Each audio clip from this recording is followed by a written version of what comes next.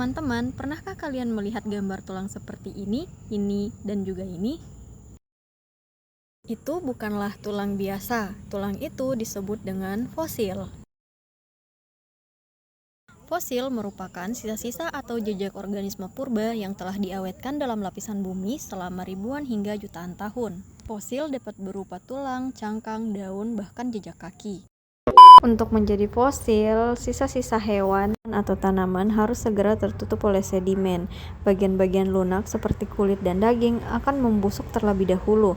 Yang tersisa biasanya hanya bagian keras seperti tulang, gigi, cangkang, atau batang kayu yang keras. Seiring waktu, air yang merembes ke dalam lapisan tanah akan membawa mineral yang perlahan mengisi rongga-rongga dalam tulang atau jaringan keras dan menggantikan bahan organik. Bagaimana kita tahu usia batuan? Dan bagaimana fosil membantu kita membaca sejarah bumi? Jawabannya ada pada ilmu stratigrafi dan biostratigrafi.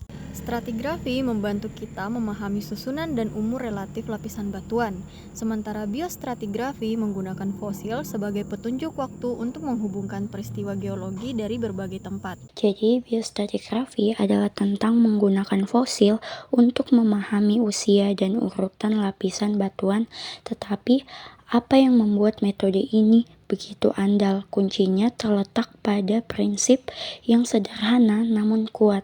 Jadi prinsip ini dikenal sebagai prinsip suksesi corong yang ditemukan oleh William Smart dan Cuvier pada tahun 1800-an. Pada dasarnya, dia menyatakan bahwa fosil muncul dalam urutan tertentu di lapisan batuan.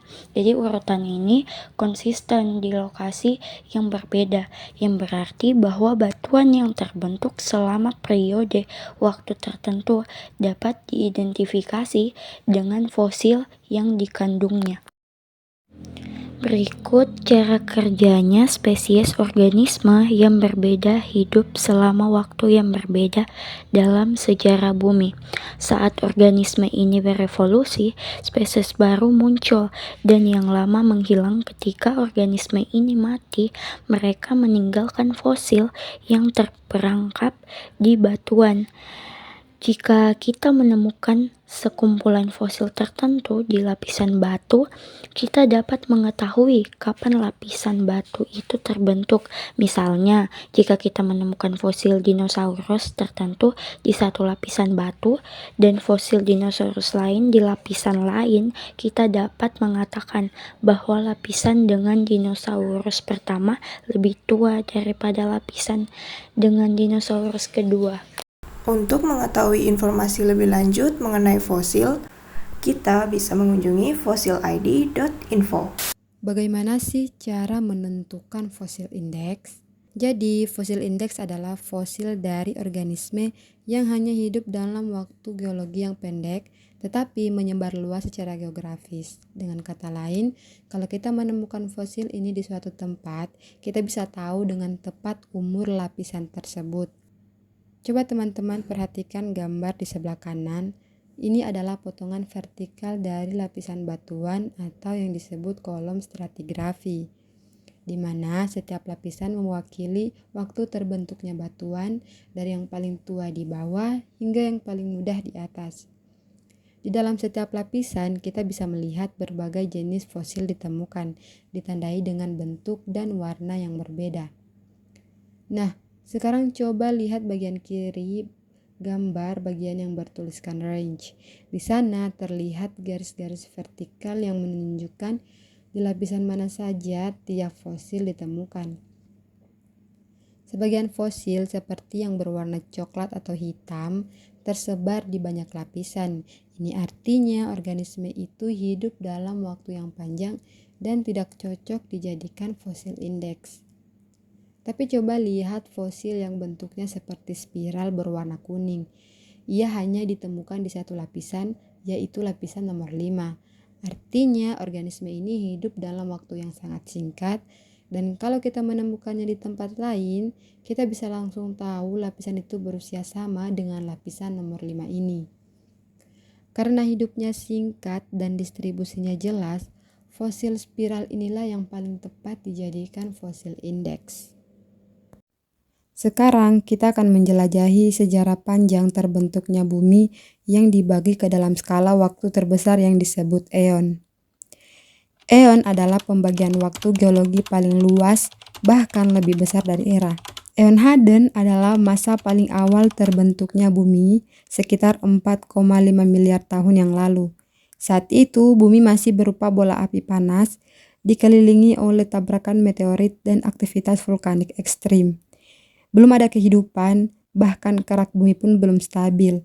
Nama Hadden sendiri diambil dari kata Hades, yang berarti neraka, menggambarkan betapa ekstrimnya kondisi saat itu. Setelah bumi mulai mendingin, dimulailah eon Archean. Di masa ini, kerak bumi mulai terbentuk dan lautan mulai muncul. Yang paling penting disinilah kehidupan pertama kali muncul, berupa mikroorganisme bersel satu seperti bakteri dan archaea. Mereka hidup tanpa oksigen dan berkembang di lingkungan laut purba. Eon selanjutnya adalah Proterozoikum. Di masa ini, atmosfer mulai dipenuhi oleh oksigen berkat proses fotosintesis dari mikroorganisme yang disebut cyanobacteria.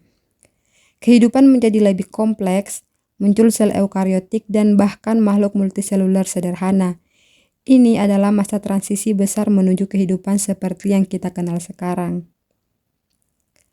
Terakhir, kita masuk ke eon Phanerozoikum yang artinya kehidupan yang tampak.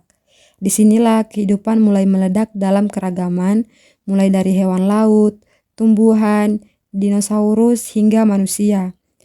Eon ini dibagi lagi menjadi tiga era besar, yaitu Paleozoikum, Mesozoikum, dan Kenozoikum. Teman-teman tahu nggak kalau minyak bumi yang sering kita gunakan sekarang itu berasal dari fosil juga loh. Jadi, bagaimana sih proses terbentuknya minyak bumi? Awalnya berasal dari makhluk-makhluk kecil kayak plankton yang hidup di laut jutaan tahun lalu. Pas mereka mati, jasadnya tenggelam ke dasar laut dan tertimbun lumpur serta lapisan sedimen. Seiring waktu, timbun ini makin tebal dan tekanannya makin besar. Dari situ mulailah proses perubahan kimia. Pertama jadi kerogen.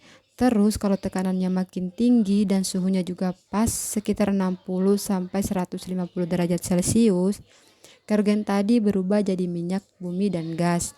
Ini terjadi jauh di dalam tanah, bisa sampai beberapa kilometer di bawah permukaan. Tapi perjalanannya belum selesai.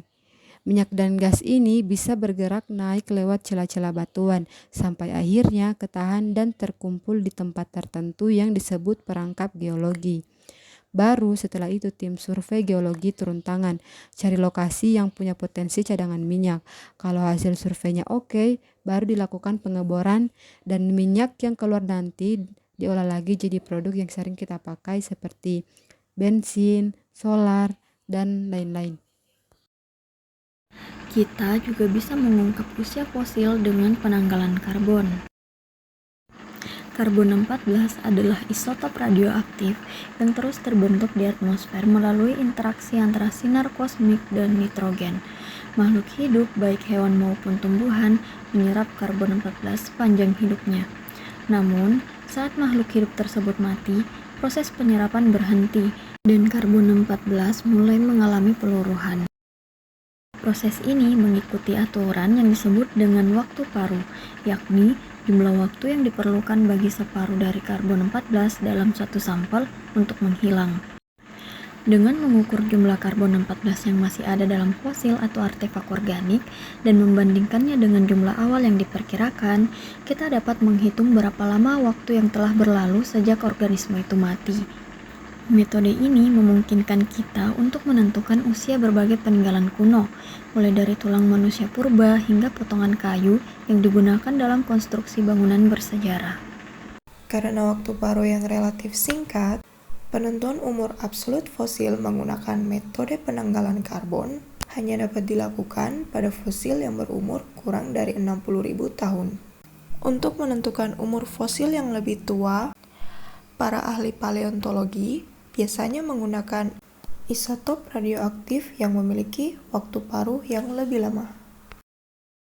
seperti isotop berilium yang memiliki waktu paruh sekitar 1,52 juta tahun atau potasium yang memiliki waktu paruh 1,26 miliar tahun. Untuk menghitung umur fosil menggunakan isotop karbon, kita bisa menggunakan rumus dengan keterangan. Perlu diketahui bahwa untuk menghitung umur absolut fosil, pada setiap isotop radioaktif itu tetap menggunakan rumus yang sama. Hanya saja, waktu paruh pada tiap isotop yang berbeda-beda.